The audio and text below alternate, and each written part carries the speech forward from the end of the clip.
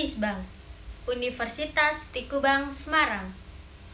Di dalamnya ada Fakultas Ekonomika dan Bisnis. Di dalam Fakultas Ekonomika dan Bisnis ada 3 program studi. Nah, yang pertama S1 Akuntansi. Yang kedua S1 Manajemen. Yang ketiga D3 Keuangan dan Perbankan, di mana masing-masing program studi itu mempunyai sudah terakreditasi. S1 Akuntansi terakreditasi A, S1 Manajemen terakreditasi A, Keuangan dan Perbankan D3 terakreditasi A juga.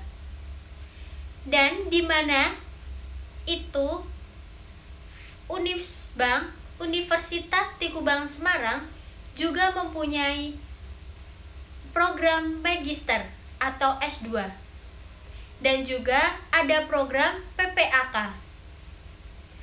Itulah Fakultas Ekonomika dan Bisnis yang berada di salah satu perguruan tinggi swasta Unisbank Universitas Tikubang Semarang. For information bisa dilihat di pmbunisbank.ac.id. Disitulah banyak fakultas ekonomika dan bisnis dan keterangan-keterangan yang meliputi fakultas ekonomika dan bisnis. Termasuk di dalamnya ada S1 Akuntansi, S1 Manajemen, dan D3 Keuangan Perbankan. Dan saya sendiri berkuliah di Universitas Tikubang Semarang, program studi akuntansi S1. Bismillahirrahmanirrahim. Assalamualaikum warahmatullahi wabarakatuh. Halo teman-teman semua, perkenalkan nama saya Arvinda Amalia Valeta Rosa dengan nomor NIM 1705520175. Saya berkuliah di Universitas Tikubang Semarang dengan program studi akuntansi. Nah, pada kesempatan di video kali ini, saya akan membuat video pembelajaran untuk memenuhi tugas kuliah Audit Bank dengan dosen pengampu Bapak Arif Himawan Dwi Nugroho, SE, AK, MM, CA, CPA. Nah, pada video kali ini, saya akan menampilkan video pembelajaran dengan judul Audit Kredit yang Diberikan. Pokok pembahasan yang akan kita bahas nantinya adalah sebagai berikut. Nah, yang pertama, kredit yang diberikan.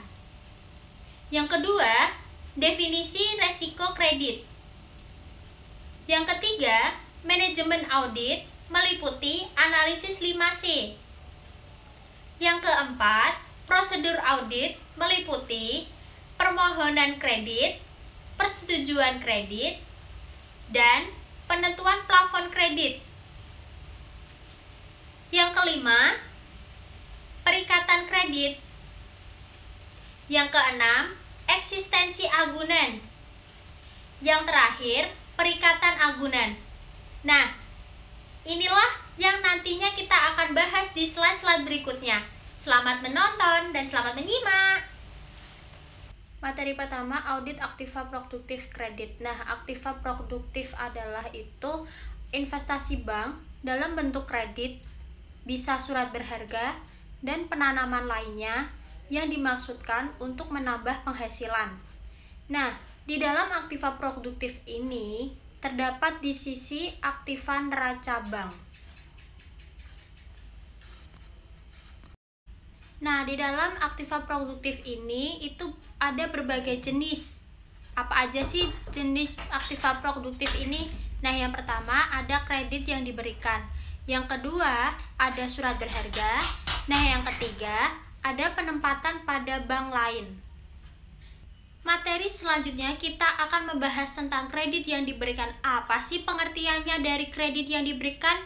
Adalah penyediaan uang atau tagihan yang dapat dipersamakan dengan itu berdasarkan atau kesepakatan pinjam-meminjam antara bank dengan pihak lain yang mewajibkan pihak peminjam itu harus melunasi hutangnya setelah jangka waktu tertentu yang sudah diberikan. Nah, dengan imbalan jumlah bunga, imbalan atau pembagian hasil keuntungannya. Termasuk dalam pengertian kredit yang diberikan ini adalah kredit dalam rangka pembiayaan bersama dan kredit dalam proses penyelamatan. Nah, di berbagai jenis produk dari kredit ini yang diberikan menjadi bank itu sangat bervariasi dalam pengelolaannya. Pemahaman terhadap bentuk produk dan tata cara pengelolaan termasuk pengadministrasiannya itu harus menjadi suatu keharusan bagi auditor intern untuk diaudit.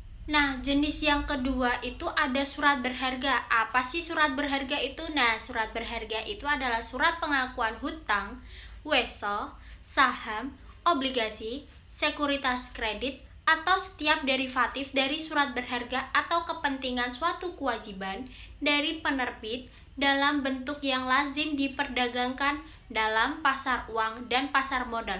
Dan surat berharga ini akan dibahas di bab selanjutnya.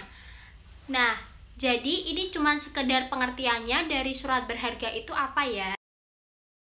Materi selanjutnya tentang jenis penempatan pada bank lain. Apa sih pengertiannya? Nah, pengertiannya adalah investasi bank pada bank lain di dalam maupun di luar negeri dalam bentuk interbank call money, bisa berupa tabungan atau deposito berjangka, dan lain-lain. Nah, tujuannya untuk memperoleh penghasilan. Itu adalah pengertian dari penempatan pada bank lain. Itu sekedar pengertiannya saja dan bisa dibahas di bab berikutnya. Nah, materi selanjutnya kita akan membahas apa itu kredit. Kredit itu ada pengertiannya loh. Yuk kita bahas. Nah, kredit itu definisinya adalah penyediaan uang atau tagihan yang berdasarkan persetujuan atau kesepakatan peminjam-meminjam antara bank dengan pihak lain yang mewajibkan pihak peminjam itu harus melunasi hutangnya setelah jangka waktu tertentu dengan ketentuan jumlah bunga, imbalan, atau pembagian hasil keuntungannya. Nah, jadi dari kata kredit itu artinya kita meminjam kepada bank. Nah, setelah kita sudah meminjam kepada bank, meminjam uang kepada bank, kita akan membayarnya setiap bulannya. Itu harus memenuhi kewajibannya, harus membayar hutang. Kenapa? Jika kita tidak memberikan atau tidak membayar kewajiban yang kita sudah meminjam kepada bank itu, kita akan mendapatkan apa yang kita sudah kasih kepada bank. Jaminan yang sudah kita kasih ke bank akan disita jika kita tidak bisa membayar hutang atau kredit yang sudah ditentukan atau sudah ditentukan dalam jangka waktu yang sudah ditentukan sama bank itu sendiri. Nah, di dalam kredit itu pasti kita akan menemukan resiko kredit.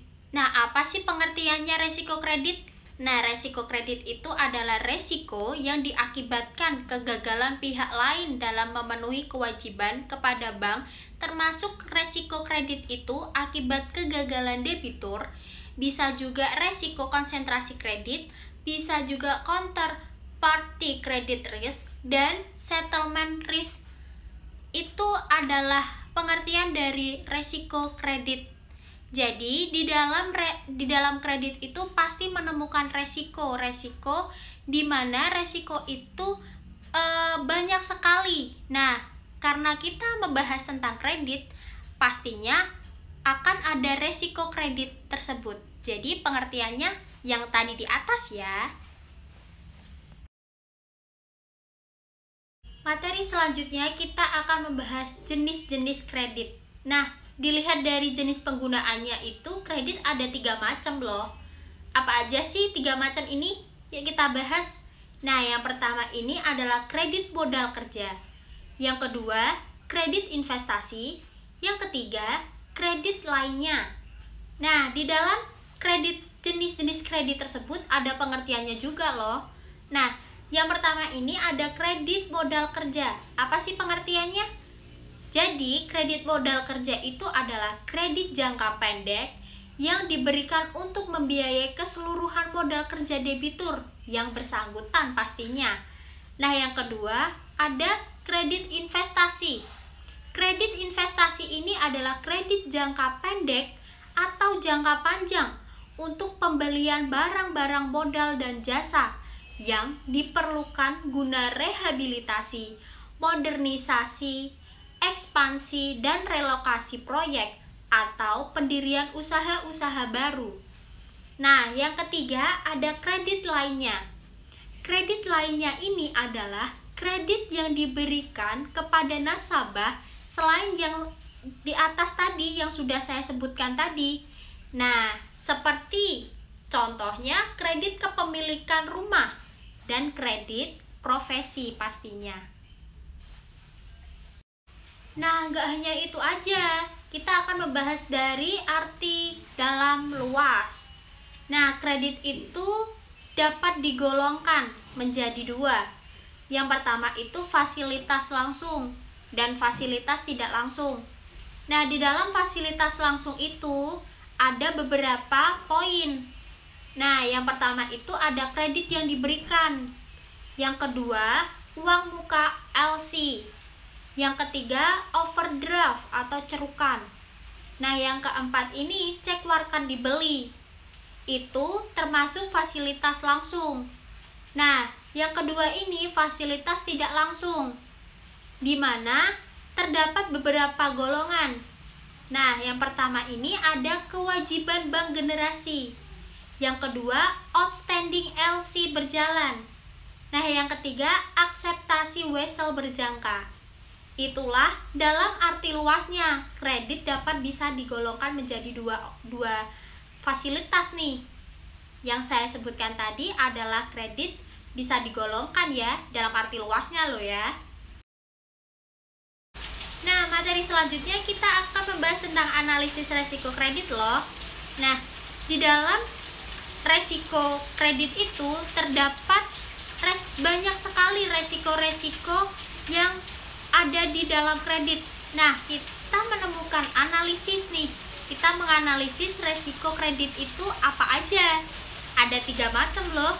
Nah, yang pertama, resiko finansial atau keuangan. Nah, yang kedua, resiko yuridis, pastinya berhubungan dengan hukum. Nah, yang ketiga adalah resiko reputasi atau citra. Tentunya resiko reputasi atau citra itu dari perusahaan atau bank itu sendiri ya. Nah, yuk kita bahas apa aja sih contoh-contoh dari resiko finansial atau keuangan, resiko yuridis, resiko reputasi atau citra. Kita bahas di slide selanjutnya ya. Nah, di slide ini kita akan membahas tentang resiko finansial atau keuangan. Apa aja sih contohnya? Jadi kita bahas. Nah, yang pertama ini adalah tidak kembalinya kredit yang diberikan, baik berupa pokok maupun bunganya. Nah, yang kedua, kerugian yang diakibatkan tidak adanya kebijakan kredit atau ketidakpatuhan kebijakan yang telah ditetapkan. Nah, yang ketiga, ada kerugian akibat tindakan pihak luar maupun pihak intern juga. Jadi, kerugian itu bisa diakibatkan oleh pihak luar, pihak yang bersangkutan untuk meminjam kredit itu, dan bisa juga pihak dari bank itu sendiri atau pihak internnya itu sendiri. Nah, yang keempat, kerugian akibat penyalahgunaan informasi mengenai kredit yang dihapuskan tadi. Jadi, kesimpulannya, resiko finansial atau keuangan itu diakibatkan banyaknya contoh, dan itu akan mengakibatkan finansial atau keuangan bank itu sendiri akan turun. Maka dari itu, itulah resiko finansial contoh-contoh resiko finansial atau keuangan itu sendiri. Nah, di slide berikutnya kita juga akan membahas tentang resiko yuridis yang sudah saya sebutkan tadi di awal. Kita akan membahas berbagai analisis resiko kredit itu sendiri. Nah, yang pertama ini contohnya resiko yuridis adalah bocornya informasi mengenai kredit nasabah kepada pihak yang tidak berhak atau pihak yang tidak ada sangkutannya dengan informasi tersebut. Nah, yang kedua, apabila ada pelanggaran atas ketentuan Bank Indonesia, bank itu bisa dikenakan sanksi juga mengenai tingkat kesehatan ataupun lainnya. Nah, yang ketiga ini tuntutan dari para pihak yang merasa dirugikan bila terjadi kesalahan dalam pengelolaan kredit oleh bank. Jadi, tuntutan dari pihak yang merasakan dirugikan itu pastinya bisa juga dari pihak intern maupun pihak luar atau pihak yang kita meminjam, pihak kredit kita yang meminjam kredit itu kepada bank. Itu bisa juga terjadi kesalahan atau resiko-resiko yuridis yang sudah menyalahi aturan atau peraturan yang sudah ditetapkan itu disalahgunakan oleh pihak luar maupun pihak intern di dalam perusahaan atau di bank itu sendiri. Nah, di slide berikutnya kita akan membahas tentang resiko reputasi atau citra. Nah, apa aja sih contoh-contoh resiko reputasi atau citra itu sendiri? Yuk kita bahas. Nah, yang pertama ini ada kesalahan administratif dalam pengelolaan kredit yang mencerminkan tidak profesionalnya penanganan kredit itu sendiri, dan itu pasti yang dilakukan itu adalah kesalahan dari petugas banknya itu sendiri. Nah, yang kedua ada pengelolaan kredit yang tidak tepat waktu dan tidak sesuai dengan kebutuhan usaha nasabah itu sendiri. Nah, yang ketiga ini ada bank tidak berperan sebagai konsultan nasabah, yang artinya bank itu hanya membantu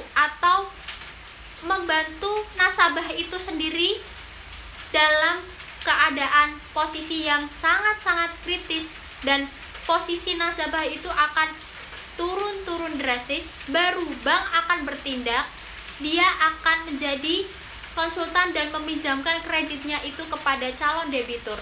Nah, pastinya resiko reputasi atau citra ini inilah yang dilakukan oleh perusahaan atau bank-bank itu sendiri, yang dimana kesalahan-kesalahan itu diakibatkan oleh petugas banknya itu sendiri. Nah, jadi resiko reputasi ini akan meningkat apabila banyaknya pihak nasabah yang komplain kepada bank itu sendiri. Nah, di slide selanjutnya kita akan membahas tentang unsur pengendalian kredit. Apa aja sih unsur-unsur pengendalian kredit itu? Nah, yang pertama kita bisa lihat pada saat proses permohonan kredit. Yang kedua, pada saat analisis kredit. Nah, yang ketiga, pada saat proses penarikan kredit. Yang keempat, pada saat proses pemantauan kredit. Jadi, unsur pengendalian kredit itu bisa dilihat dari 4 macam tadi. Pada saat proses pemantauan, permohonan, analisis, dan penarikan kredit itu sendiri. Nah, berikutnya kita akan membahas tentang tujuan dan prosedur audit. Nah, yang pertama itu ada untuk memastikan keberadaan dan efektivitas sistem operasi dan pengendalian kredit. Nah, yang kedua untuk meyakinkan kebenaran informasi mengenai kewajiban masing-masing debitur. Nah, yang ketiga untuk melihat pemberian kredit telah sesuai dengan ketentuan yang sudah berlaku atau belum. Yang keempat, untuk mengetahui bahwa seluruh kredit telah dilengkapi dengan dokumentasi yang memperkuat posisi bank itu sendiri. Nah, yang kelima, untuk meyakinkan bahwa kredit yang diberikan itu dilindungi dengan agunan yang memadai. Nah, Jadi, kelima hal tersebut adalah tujuan bagaimana proses pengendalian bank itu sendiri dan bagaimana prosedur audit yang sudah kita lalui. Seperti itu. Nah, materi selanjutnya kita akan membahas tentang prosedur audit. Apa aja sih di dalamnya prosedur-prosedur audit itu sendiri? Nah, yuk kita simak. Nah, yang pertama ini ada proses permohonan kredit, yaitu prosedur pertama yang dilakukan audit untuk mengaudit di prosedur audit kredit itu sendiri. Nah, yang kedua ada persetujuan permohonan kredit. Di dalam permohonan kredit pasti kita akan mendapatkan persetujuan dari apa yang sudah kita permohonkan kepada, kita ajukan atau kita pohonkan kredit itu sendiri. Nah, yang ketiga ada proses penentuan plafon kredit. Itulah step prosedur audit yang terjadi di dalam kredit itu sendiri. Selanjutnya kita akan membahas tentang prosedur permohonan kredit. Nah, yang pertama adalah pastikan bahwa fasilitas yang diberikan setelah debitur mengajukan surat permohonan. Yang kedua, surat permohonan yang asli dari debitur harus disimpan dalam file jaminan kredit. Nah, yang ketiga, surat permohonan harus ada minimal sejak kredit pertama yang diberikan. Yang keempat, auditor harus menelaah apakah jenis pelanggan industri pelanggan itu termasuk dalam target pasar, dan pastinya dibuktikan adanya kunjungan petugas bank ke lokasi nasabah itu sendiri. Nah, yang kelima, periksa apakah semua data pelanggan itu telah diteliti dengan benar oleh RO. Nah, yang keenam, periksa apakah metode yang digunakan oleh auditor itu sendiri dalam menyusun analisis kredit sudah benar.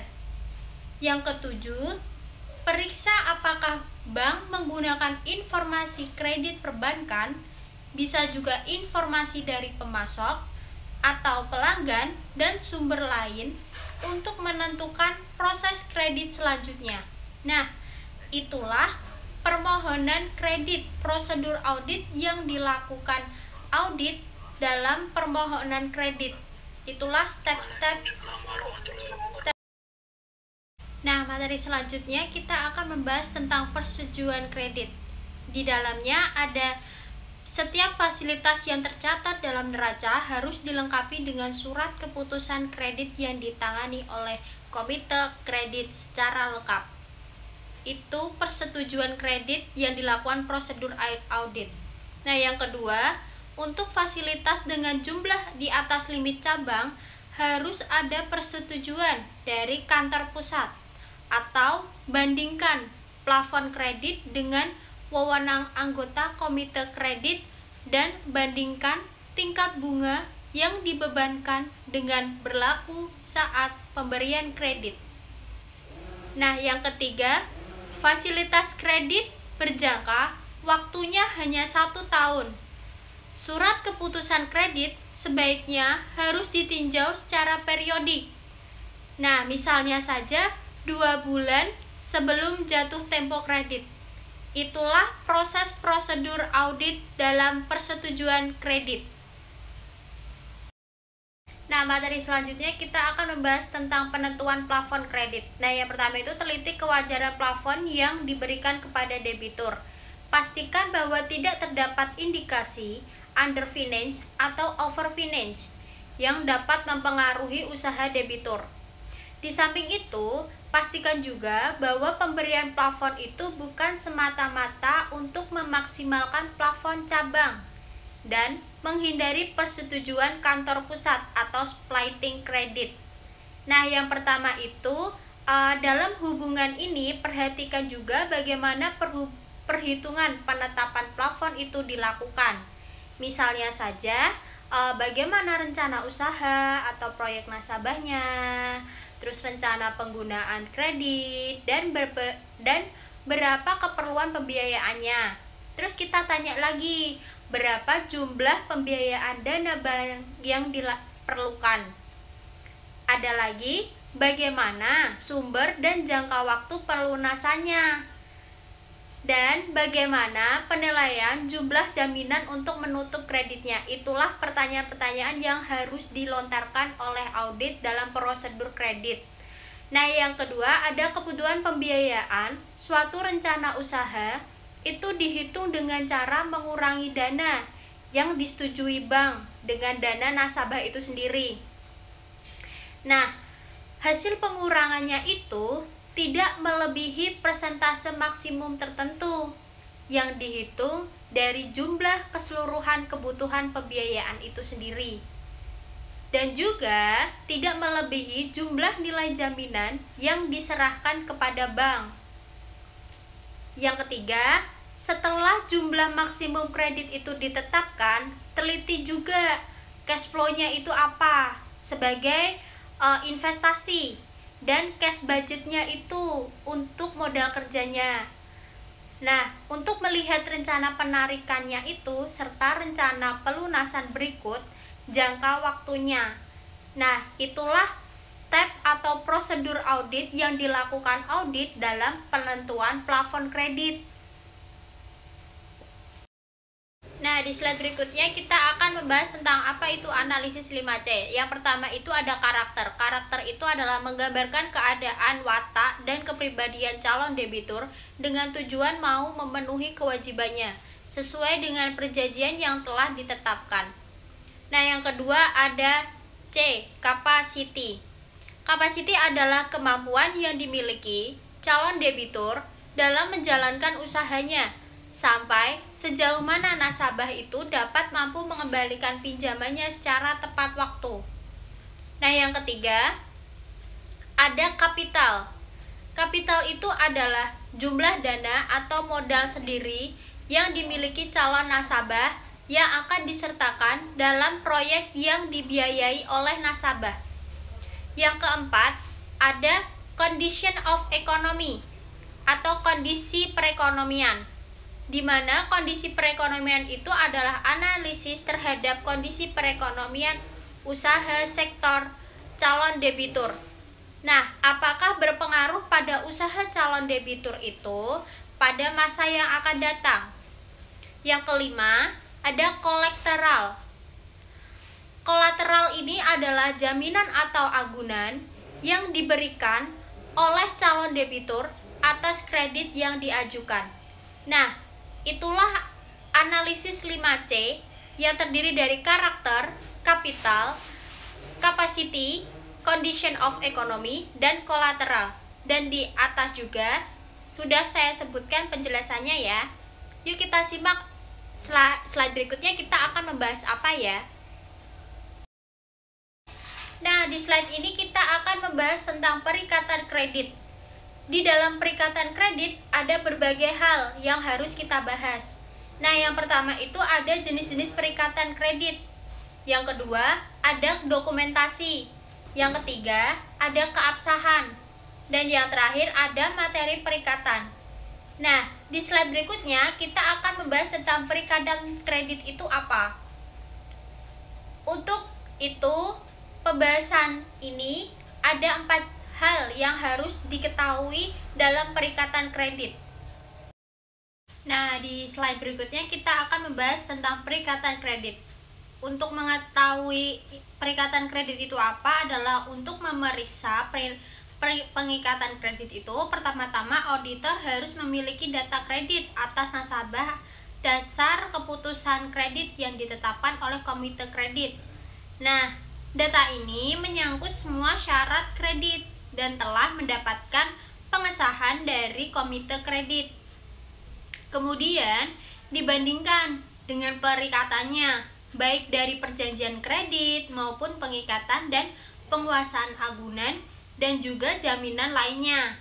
Nah, secara garis besar ini, perikatan kredit itu terhadap fasilitas kredit dibagi menjadi 2 bagian. Nah, yang pertama itu adalah perikatan kredit dan juga yang kedua perikatan agunan. Di dalam perikatan kredit itu berlaku sebagai akad induknya, sedangkan perikatan agunan itu bersifat tambahannya. Nah, jadi di dalam slide ini kita membahas tentang perikatan kredit. Di dalamnya, perikatan kredit itu ada dua garis besarnya, yaitu perikatan kredit sebagai induk dan juga perikatan agunan sebagai tambahannya. Nah, kita kan sudah tahu nih perikatan kredit itu apa. Nah, di dalamnya itu perikatan kredit itu di dalamnya ada jenis-jenis perikatan. Nah, jenis-jenis perikatan itu ada dua macam nih. Yang pertama itu ada otentik atau notarial. Yang kedua ada di bawah tangan atau intern. Nah, di dalam ada hal dua itu ada beberapa perbedaan, di mana otentik dan perbedaan di bawah tangan atau intern. Nah, yang pertama itu dari otentik dulu. Ciri-cirinya adalah dilakukan oleh pejabat yang berwenang seperti notaris pastinya. Nah, yang kedua memiliki kekuatan hukum yang sempurna. Yang ketiga harus dilakukan untuk fasilitas kredit dengan agunan aktiva tetap. Contohnya aja tanah atau bangunan. Lalu bisa kapal atau mesin. Seperti itu. Nah, yang keempat, ada bagian akta yang disimpan oleh bank. Adalah dengan kata lain gross akta. Itulah ciri-ciri dari otentik atau notarial. Nah, yang kedua ini di bawah tangan. Ciri-cirinya adalah yang pertama, kebalikannya dari otentik. Yang pertama, ada dilakukan tanpa dihadiri pejabat yang berwenang. Nah, yang kedua, harus melakukan suatu pembuktian. Nah, yang ketiga, dapat dilakukan untuk fasilitas agunan berupa benda gerak atau surat berharga pastinya. Contohnya aja deposito atau tabungan.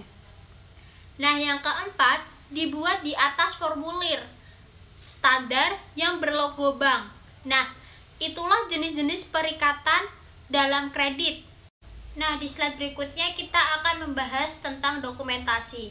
Yang pertama itu periksa apakah akte perjanjian kredit baik intern maupun notarial itu telah dibuat atas setiap fasilitas kredit, serta asli akta tersebut telah disimpan di file jaminan kredit.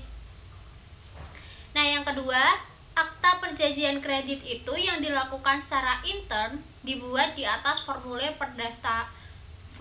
standar yang berlogo bank. Akta yang dibuat di atas formulir standar ini harus telah diisi lengkap pada saat kredit diberikan. Nah, setiap materi perjanjian di dalamnya itu ada plafon, suku bunga, jangka waktu, serta klausul lainnya harus dibubuhi paraf debitur sebagai tanda persetujuannya dilakukannya kredit. Nah, yang ketiga, untuk akta notarial, bagian akta yang disimpan oleh bank itu adalah grosse akta. Nah, salah satu ciri grosse akta ini adalah adanya kalimat dengan demi keadilan berdasarkan ketuhanan yang Maha Esa pada bagian depan aktanya itu. Nah, yang keempat, akta notarial yang belum diserahkan harus dibuktikan dengan cover notes dari notaris pembuat akta tersebut. Nah, yang kelima, yang terakhir, akta notarial yang belum diserahkan notaris setelah 3 bulan, mintakan penjelasan dari bagian legal. Nah, di slide ini kita akan membahas tentang keabsahan. Di keabsahan itu ada 2 hal yang perlu diperhatikan. Nah, yang pertama untuk akta intern. Pastikan bahwa tanda tangan debitur itu pada akad kredit sudah terverifikasi oleh petugas bank. Nah, yang kedua, untuk akta notarial, pastikan juga kembali bahwa pihak debitur yang menghadap sama dengan saran dalam hasil analisis yurisdis. Nah, materi selanjutnya kita akan membahas tentang materi perikatan. Nah, ya tentunya yang pertama itu adalah pastikan bahwa seluruh jenis fasilitas kredit yang diberikan itu telah disebutkan dalam akad kredit. Dan periksa kembali kesesuaian plafon, jangka waktu, dan syarat-syarat lainnya seperti yang ditentukan dalam surat keputusan kredit. Nah, yang kedua, teliti bahwa bentuk perikatan agunan ini telah digunakan dengan tepat, sesuai dengan status kepemilikan dan sifat hubungan antara debitur dan pemilik agunan. Nah, materi selanjutnya kita akan membahas tentang apa itu agunan. Nah, di dalam agunan itu terdapat definisinya atau pengertiannya. Yuk kita simak pengertian dari agunan itu apa? Nah, pengertian dari agunan itu sendiri adalah jaminan material, surat berharga, garansi resiko yang disediakan debitur untuk menanggung pembayaran kembali suatu kredit. Nah, tadi kan kita sudah mengetahui nih pengertian dari agunan itu apa. Nah, selanjutnya di slide ini kita akan membahas tentang jenis-jenis agunan. Nah, jenis-jenis agunan itu ada dua macam, benda berwujud dan benda tidak berwujud. Di dalam benda berwujud ini ada 3 kategori, yaitu benda tak bergerak, benda bergerak, dan kas dan surat berharga. Di slide berikutnya kita akan membahas tentang eksistensi agunan. Nah, dalam tahap ini, fokus audit itu ditujukan kepada kelengkapan surat-surat bukti kepemilikan agunan. Untuk itu, data keputusan kredit ini menjadi pembandingnya. Dan data dalam perjanjian kredit tetap harus dievaluasi satu dengan yang lainnya, yang kemudian dibandingkan dengan agunan yang dikuasai bank yang bersangkutan. Nah, di dalam eksistensi agunan ini ada beberapa kriteria dasar yang harus digunakan pada saat memeriksa agunan itu. Kita simak yuk apa saja. Nah, sebagai berikutnya, yang pertama itu ada debitur harus mempunyai hak secara yurisdis terhadap agunan tersebut pastinya. Nah, yang kedua, agunan harus dapat diluangkan dalam waktu cepat pada saat harus dieksekusi. Jadi, agunan itu harus cepat diuangkan ya. Nah, yang ketiga, bank harus mengontrol jaminan tersebut dalam arti bahwa debitur tidak dapat menjualnya tanpa sepengetahuan bank. Jadi, agunan itu tidak dapat dijual secara bebas pastinya. Nah, yang keempat, kepentingan bank atas agunan tersebut harus dilindungi. Nah, yang kelima, surat atau bukti kepemilikannya agunan itu harus asli. Nah, tadi kita kan sudah membahas tentang eksistensi agunan, sekarang perikatan agunan ya. Nah, yang pertama itu kelengkapan surat agunan itu menjadi tidak berarti apabila tidak dilengkapi dengan pengikatan agunan secara lengkap dan benar. Nah, untuk itu pada tahap ini dilakukan pengujian keberanian dan kelengkapan pengikatannya pastinya. Nah, yang kedua, sebelumnya harus dipahami dulu nih bahwa seluruh bentuk pengikatan agunan itu bersifatnya cuma tambahan saja. Yang induknya tadi perikatan kredit. Dengan demikian, kebenaran atau kesempurnaan perikatan agunan ini menjadi tidak berarti apabila perikatan induknya atau perjanjian kredit atau akad kreditnya tidak sempurna atau memiliki cacat hukum. Nah, tadi kita sudah membahas tentang perikatan agunan ya. Nah, ini adalah langkah-langkah auditor atau langkah-langkah dari perikatan agunan sendiri. Yang pertama itu ada tanah atau bangunan. Nah, yang pertama itu ada Undang-Undang Nomor 4 Tahun 1996 menyebutkan bahwa tanah yang dapat dibebani hak tanggungan adalah tanah hak milik, hak pelanggunan SHGB dan hak guna usaha atau SHGU. Sesuai dengan kebijakan bank, pada umumnya perikatan agunan kredit ini berupa hak atas tanah pada saat kredit dilakukan melalui hak tanggungan.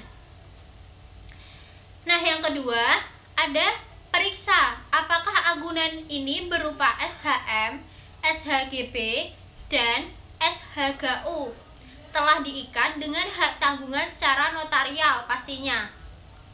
Nah, yang ketiga, perikatan juga harus dilakukan terhadap agunan tanah yang belum dimiliki suatu hak, namun telah diajukan proses pengajuan untuk memperoleh hak konversi. Nah, yang keempat, pastikan juga bahwa akte hak tanggungan dibuat dengan menunjuk pada akad kreditnya. Nah, yang kelima, cocokkan juga dengan luas tanah, lokasi, pemilik tanah itu sendiri atau pemilik bangunan itu sendiri, nomor sertifikatnya, dan keterangan lainnya dalam akte pemasangan hak tanggungan tersebut. Nah, di slide ini juga tidak cuma tanah atau bangunan saja. Barang-barang lain atau benda-benda lain bisa dijadikan perikatan agunan. Yang lainnya adalah kapal. Nah, di dalam kapal ini, perikatan terhadap agunan ini sama dengan perikatan sertifikat hak milik, hak guna bangunan, dan hak usaha guna usaha, yaitu dengan hak tanggungan. Jadi, di dalam kapal ini, perikatan agunan itu juga dilibatkan terhadap perikatan sertifikat hak miliknya dan lain sebagainya sebagai hak tanggungannya. Nah, selanjutnya ada kendaraan, itu benda bergerak. Nah, ada tahap-tahap atau langkah-langkahnya di dalam kendaraannya itu kita periksa.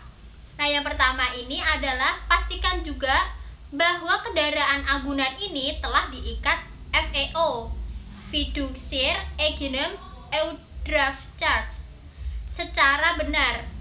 Nah, yang kedua, akta FEO dapat dibuat secara notarial juga maupun di bawah tangan atau intern. Nah, yang ketiga, cocokkan juga spesifikasi dan seluruh keterangan kendaraannya itu sendiri. Nah, di dalam kendaraan agunan tercantum dalam BPKB dan akta FEO-nya atau tidak. Berikutnya di slide ini kita akan membahas tentang deposito atau tabungan dan saham. Yang pastinya langkah-langkah yang dilakukan perikatan agunan terhadap auditor itu sendiri. Nah, yang pertama itu juga periksakan pastinya adanya surat kuasa menjaminkan terhadap deposito atau tabungan yang diagunkan. Nah, yang kedua, verifikasi tanda tangan dalam surat kuasa itu sendiri.